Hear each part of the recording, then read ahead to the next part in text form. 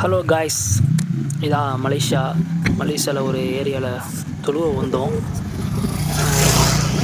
இதான் ஒரு கிராமம் மாதிரி. இது கேஎல் சிட்டிலேருந்து ஒரு 20 கிலோமீட்டர் தள்ளி இருக்குது.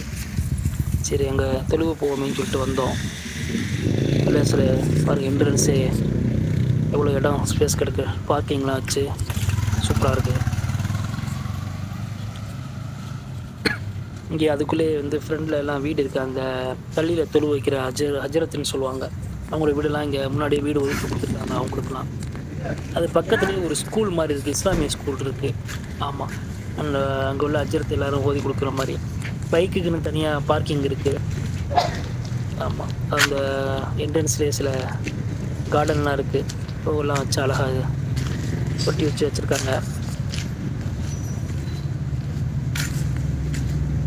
அழகாக தொட்டிலாம் பராமரிக்கிறாங்க பாருங்கள்.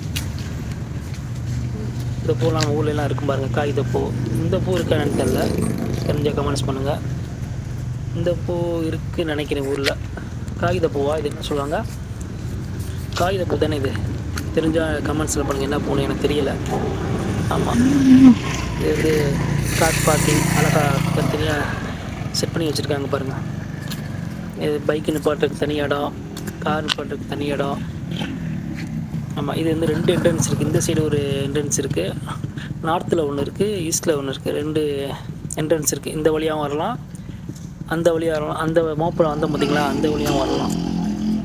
ஆமாம், பள்ளி நல்லா நீட்டாக கட்டியிருக்காங்க.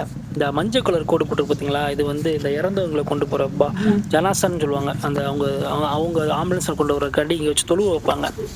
அவங்களுக்காண்டி இந்த இடத்த ஒதுக்கி கொடுத்துருவாங்க. இந்த இடத்துல வந்து வேணும் நிற்கும்.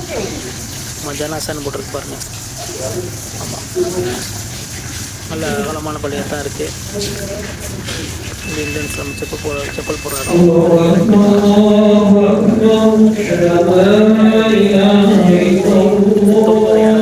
வச்சுருக்காங்க.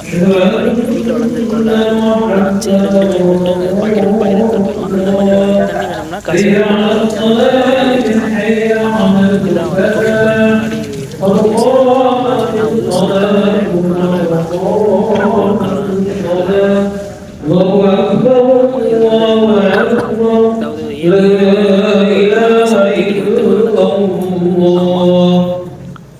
நிறைய பேர் வேலைக்கு போனவங்கலாம் போயிட்டு வந்து இங்கே தொழுவ வருவாங்க.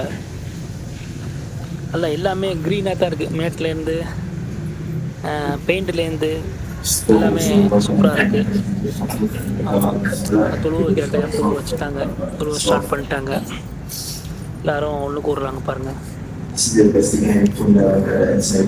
நல்லா லென்த்தாக இருக்குது. ஒரு வரிசைக்கு 100 பேர் நிற்கலாம் போல், அந்த அளவுக்கு லென்த்தாக இருக்குது.